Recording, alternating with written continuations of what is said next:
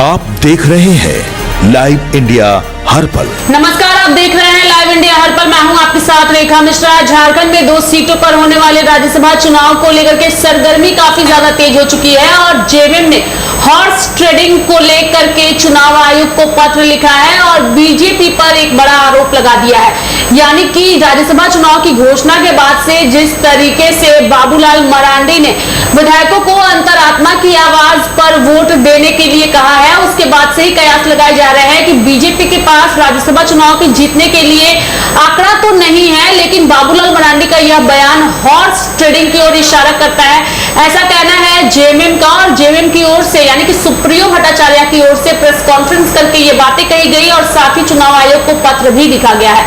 साथ ही horse trading का मामला गर्मा चुका है झारखंड में, चूंकि भाजपा के पास बहुमत का आंकड़ा नहीं है अपने उम्मीदवार को राज्यसभा तक भेजने के लिए, लेकिन उसके बावजूद भाजपा जो है वो अपने कैंडिडेट को राज्यसभा चुनाव में उतारेगी और इसको लेकर के बीजेपी की ओर से मंथन का दौर जारी है। लेकिन अभी के इस कार्यक्रम में हम बात करेंगे जेएमएम और कांग्रेस की, आरजेडी की, चूंकि महागठबंधन जो है इस वक्त सत्ता में है और बहुमत का आंकड़ा भी इनके पास है। कौन से वो चेहरे होंगे जो राज्यसभा जाएंगे और हॉर्स ट्रेडिंग का जो मुद्दा सुप्रियो भट्टाचार्य ने उठाया है, इसके बारे में हम जानेंगे हमारी सहयोगी पूजा से, जो कि इस वक्त हमारे साथ इस कार्यक्रम में जुड़ी हुई है। पूजा, झारखंड में जब से राज्यसभा चुनाव का ऐलान हुआ है, बीजेपी के पास बहुमत का वो आंकड़ा जादुई नहीं है, लेकिन अपने उम्मीदवार भाजपा उतारने जा रही है। औपचारिक ऐलान नहीं हुआ है अब तक, लेकिन मंथन का दौर लगातार जारी है। कई चेहरे भी रेस में हैं, लेकिन बात होगी महागठबंधन की, कि जो महागठबंधन ने ये आरोप लगाया है उसे आप कैसे देखती है और किस आधार पर ये आरोप महागठबंधन ने लगाया है?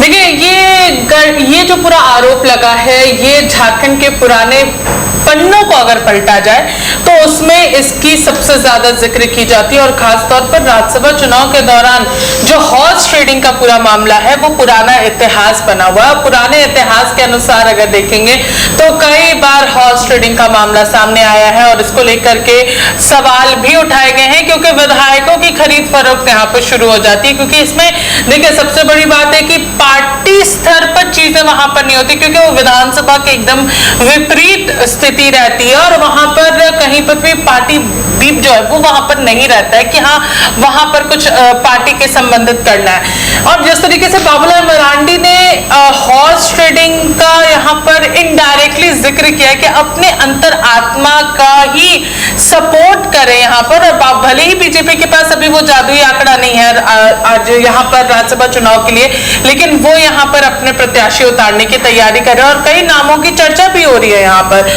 और देखिए यहाँ पर हॉर्स ट्रेडिंग के लिए झारखंड कई इस तरीके से देखिएगा तो कोई अच्छी सुर्खियां नहीं लेता है, बल्कि इसे नेगेटिव वे में ही लोग देखते हैं कि आखिर अपने ही पार्टी के खिलाफ में लोग जाकर के वोट डालते हैं। और यहाँ पर ऐसे ही कुछ चेहरे फिलहाल जेएमएम की ओर से भी उतारने की तैयारी है और बीजेपी की ओर से भी कुछ ऐसे चेहरे हैं जिनको यहाँ पर वो मौका दे सकती है।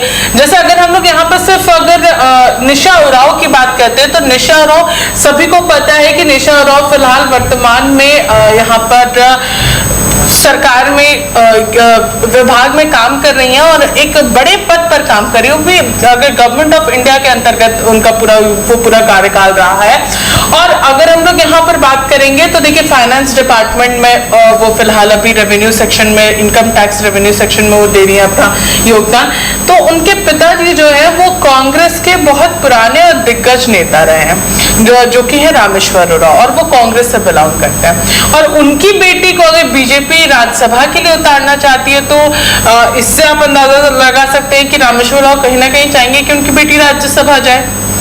तो एक संभावना बन सकती है यहाँ पर। तो अपने वो कांग्रेस के विधायकों को वहां पर वो कह सकते हैं, मतलब एक ये आशंका है, ये हम नहीं कह रहे, ये आशंका है कि अगर उस तरीके से अगर उतारते हैं तो ये सारी तस्वीरें भी हम लोगों को यहाँ पर देखने को मिलेगी। और साथ ही साथ अगर हम लोग यहाँ पर बात करते हैं तो देखिए जेएमएम ने इसकी आशंका इसी वजह से कहीं ना कहीं दर्शाई है कि आखिर क्या होने वाला है, और इसके लिए पत्र भी यहाँ पर उन्होंने दिया है। और पत्र की अगर बात देखिए अगर जो ये आशंका जताई जा रही है निशा उरांव की, तो भाजपा के साथ उनके अच्छे संबंध है, इसलिए एक उम्मीदवार के तौर पर उन्हें देखा जाता है। और कई बार उन्होंने एक बयान भी दिया है कि हिंदू धर्म में सनातन और आदिवासी दोनों एक ही है, अलग अलग नहीं है, और इस वजह से भी वो अक्सर चर्चा में रहती है अपने इन बयानों की वजह से। लेकिन अगर कांग्रेस या जेएमएम की ओर से निशा उरांव को ही राज्यसभा भेजने की तैयारी होती है, तो भाजपा का ये पूरा प्लान भी चौपट हो सकता है।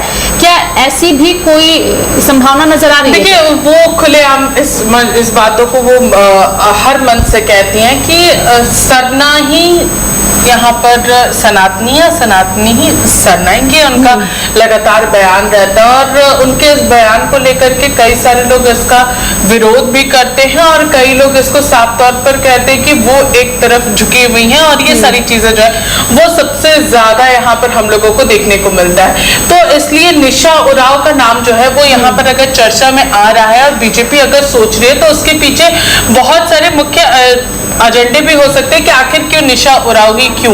और भी कई लोगों के नाम यहाँ पर हैं, चाहे वो अगर हम लोग रघुवर दास की बात करें तो रघुवर दास भी यहाँ पर है, अर्जुन मुंडा की बात करें तो अर्जुन मुंडा का भी नाम यहाँ पर आ रहा है। तो आदिवासी, देखिए आदिवासी और ओबीसी का ही यहाँ पर खेल हम लोगों को देखने को मिल रहा है। निशा उरांव आदिवासी है, अगर यहाँ पर हम लोग अर्जुन मुंडा की बात करते हैं तो वो भी आदिवासी हैं, और ओबीसी वर्ग से यहाँ पर जो है वो रघुवर दास आते हैं।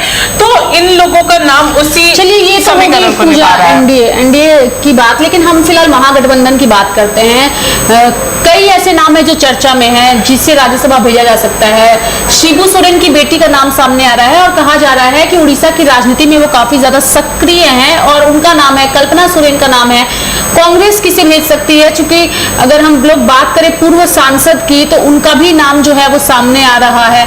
तो कौन है वो चेहरे जो राज्यसभा भेजे जा सकते हैं? और चूंकि एक ये भी चीज कहा जा रहा है कि एनडीए की नजर जो है ऑपरेशन असंतुष्टों पर है। ऑपरेशन असंतुष्ट का मतलब है कि महागठबंधन में जो नेता असंतुष्ट होंगे उन्हें जो है अपने पाले में लाने की कोशिश करेगी वोटों के माध्यम से, यानी कि शह मात का खेल साफ तौर पे नजर आ रहा है। तो उनके बारे में भी बताइए। देखिए, अंजनी सोरेन का नाम यहाँ पर सामने आ रहा है, जो कि शिबू सोरेन की बेटी हैं, और उनके नाम के पीछे की चर्चा बहुत ज्यादा मुख्य रूप से इसलिए भी मानी जा रही है क्योंकि वो जो राज्यसभा की सीट अभी फिलहाल खाली हुई है वो स्वर्गीय शिबू सोरेन के निधन के बाद यहाँ पर खाली हुई, और साथ ही साथ यहाँ पर ये चर्चा है कि एक सीट तो पूरी तरीके से तय है कि वो सोरेन परिवार के अंतर्गत ही मिलना चाहिए, और उसकी ही तैयारी है, और उसी की सुगबुगाहट जो है वो अंदर ही अंदर चल रही है कि या तो अंजनी सोरेन, नहीं तो यहाँ पर कल्पना सोरेन का नाम यहाँ पर सामने आ रहा है। लेकिन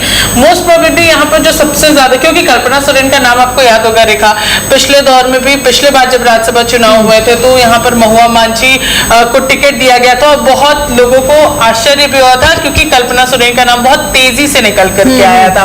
लेकिन देखिए, अब यहाँ पर क्या अंजनी सोरेन को वो पूरा मौका दिया जाता है कि अपने पिता की जो राज्यसभा सीट थी वो आगे लेकर के जाती है, और उन्हें केंद्र की राजनीति में मौका मिलता है क्योंकि राज्यसभा काफी वर्किंग ऐसा सदन है जो डिसॉल्व नहीं होता, वहां पर हर वक्त काम होता रहता है, और किसी भी व्यक्ति का कभी भी कार्यकाल खत्म हो उससे फर्क नहीं पड़ता, वहां पे कंटिन्यू जो है वो काम चलते रहता है। तो वो वर्किंग सदन है जहां पर सारी चीजें होते रहती हैं, तो उन्हें वहां पर मौका मिलेगा। और क्या वो जेएमएम को एक तरीके से और रिप्रेजेंट वहां पर करेंगे, क्योंकि देखिए यहाँ पर महुआ मांझी खुद वहां पर रिप्रेजेंट कर रहे हैं, तो एक जेएमएम का और एक सक्रिय चेहरा जो है वो हम लोगों को वहां पर देखने को मिलता है। क्योंकि शिबू सोरेन जरूर राज्यसभा सदस्य थे, लेकिन फिलहाल वो एक्टिव नहीं थे क्योंकि उनकी तबीयत खराब थी, वो उस तरीके सिचुएशन में नहीं थे कि वो हर सदन में अपीयर हो सके और सारी चीजों को रख सके।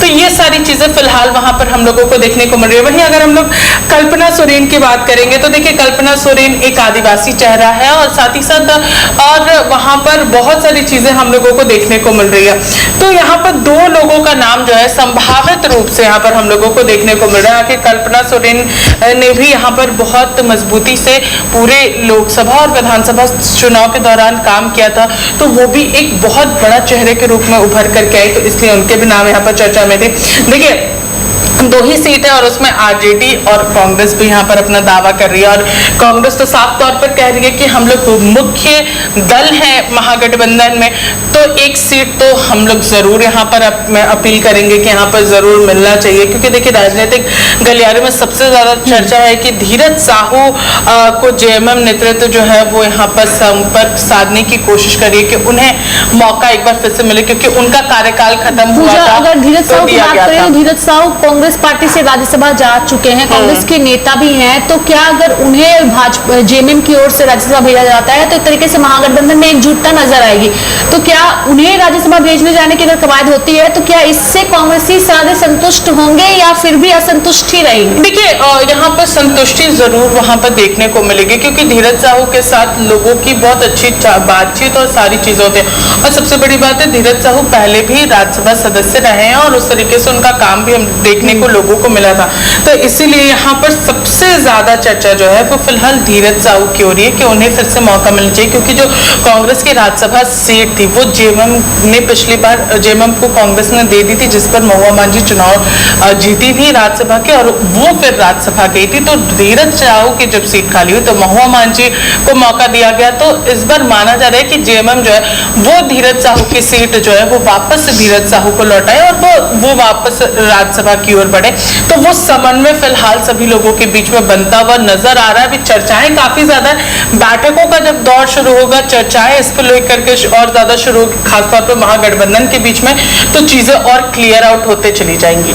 चलिए चीजें और क्लियर आउट होती चली जाएंगी, यानी कि हम कहें तो झारखंड में फिलहाल राज्यसभा चुनाव को लेकर के शहमात का खेल जो है वो एनडीए और साथ ही इंडिया अलायंस में स्पष्ट तौर पर नजर आ रहा है। कौन जाएगा राज्यसभा यह आने वाला वक्त तय करेगा। लेकिन एक सवाल पूजा आपसे ये भी रहेगा, चूंकि हॉर्स ट्रेडिंग का आरोप जेएमएम की ओर से लगाया जा रहा है और बाबूलाल मरांडी ने एक जो बयान दे दिया है जिसमें उन्होंने कहा है कि अपनी अंतरात्मा की आवाज से आप वोट डालें, चूंकि ये राज्यसभा का चुनाव है। दीपक प्रकाश का भी नाम सामने आ रहा है कि दीपक प्रकाश एक प्रबल दावेदार है और दोबारा से उन्हें ही जो है भेजा जा सकता है। इसको लेके क्या कुछ कहिएगा। साथ ही आशा लकड़ा जो कि झारखंड की पूर्व मेयर भी रह चुकी हैं और लंबे समय से राजनीति से काफी दूरी भी उनकी हो चुकी है कई चीजों में, चूंकि उन्हें अलग अलग पदों पर काबिज कर दिया गया, तो एक बार फिर से सक्रिय राजनीति में लाने की कोशिश हो रही है। तो आशा लकड़ा और सीता सोरेन जो कि हेमंत सोरेन की ही भाभी हैं, चूंकि उन्होंने भी इस टिकट को लेकर के अपनी दावेदारी पहले ही एक तरीके से अपनी इच्छा जाहिर कर दी थी, तो इसे आप कैसे देखती हैं? देखिए यहाँ पर सबसे बड़ी बात है कि अगर हम लोग सबसे पहले तो यहाँ पर सीता सोरेन की अगर बात करते हैं तो सीता सोरेन जेएमएम से टूट करके फिर बीजेपी में गई, उन्हें लोकसभा में मौका दिया गया, फिर विधानसभा में मौका दिया, लेकिन वो प्रदर्शन हम लोगों को बीजेपी को संतोषजनक प्रदर्शन जो है वो नहीं मिल पाया। जिस उम्मीद से सीता सोरेन को बीजेपी ने अपने पार्टी में शामिल कराया था वो पूरी तरीके से कंप्लीट होता हुआ नजर नहीं आया था। लेकिन अब अगर हम लोग दीपक प्रकाश की बात करते हैं तो देखिए दीपक प्रकाश सबसे पहले तो मुखरता के साथ हर एक मुद्दे को सदन के अंदर और सदन के बाहर रखते हैं और वो एक पुराने और साथ ही साथ केंद्र के नेताओं के साथ एक अच्छा समन्वय बैठाने वाले व्यक्ति हैं जो करीबी माने जाते हैं केंद्र के। तो जरूर माना जा सकता है कि उनको एक और मौका जो है वो यहाँ पर दिया जा सकता है। आशा लकड़ा की बात करते हैं तो जब यहाँ पर नगर निगम चुनाव नहीं हो रहे थे तब आशा लकड़ा को सबसे पहले तो राष्ट्रीय उपाध्यक्ष बनाया गया, उसके बाद फिर उन्हें यहाँ पर राष्ट्रीय जनजातीय आयोग के उपाध्यक्ष बनाया गया, वो वहाँ पर काम कर रही हैं। तो आदिवासियों के सेक्टर में उनकी जो पूरी ताकत थी वो कहीं ना कहीं वहाँ पर जाकर के बढ़ी और पूरे देश भर में आदिवासियों के हर एक मुद्दे पर वो काम करती भी नजर आई। तो झारखंड से उनका एक अलग लगाव है, वो यहाँ की मेयर रही है रांची की, तो वो एक अलग तरीके से, और उनका घर भी गुमला इस एरिया में पड़ता है, तो वो बहुत ज़्यादा उनका सहयोग बहुत ज़्यादा मिला है यहाँ से। तो वो कहीं ना कहीं ताकत जो है वो उन्हें यहाँ से मिली है और इसलिए वो आदिवासियों के बीच में काफ़ी ज़्यादा प्रबल तरीके से खड़ी हो पाती है। तो उन दोनों के बीच में कैसा सहयोग बनता है, कैसा सिस्टम बनता है, वो सबसे ज़्यादा इंपॉर्टेंट रहने वाला है। क्या यहाँ पर बीजेपी आदिवासी चेहरे के साथ यहाँ पर जाएगी या फिर कुछ ऐसे लोगों के नाम सामने आएंगे जो कहीं ना कहीं कांग्रेस और जेएमएम के साथ भी अपने रिश्ते को मजबूत मानते हैं। तभी इस बात की सबसे ज़्यादा बाबूलाल मरांडी ने चर्चा की है कि आप अपने अंतरात्मा की आवाज़ सुने और उन्हें ही वोट दे यहाँ पर। तो ये हॉर्स ट्रेडिंग का एक बहुत बड़ा सोर्स जो है वो शुरू हुआ, जिसकी वजह से यहाँ पर जेएमएम ने पत्र लिखा है चुनाव आयोग को। चलिए, बहुत बहुत धन्यवाद पूजा हमारे साथ जुड़ने के लिए और तमाम जानकारियां देने के लिए। तो झारखंड में राज्यसभा चुनाव की चर्चा तो चरम पर है, लेकिन शहमात का खेल जो है वो एनडीए और इंडिया अलायंस में स्पष्ट तौर पर नजर आ रहा है। देखने वाली बात होगी कि आने वाले दिनों में किसे जो है किस पार्टी की ओर से उम्मीदवार बनाया जाता है और कौन राज्यसभा पहुंचता है। मेरे साथ फिलहाल अभी के लिए इस खबर में इतना ही। आप देखते रहिए लाइव इंडिया हर पल। नमस्कार।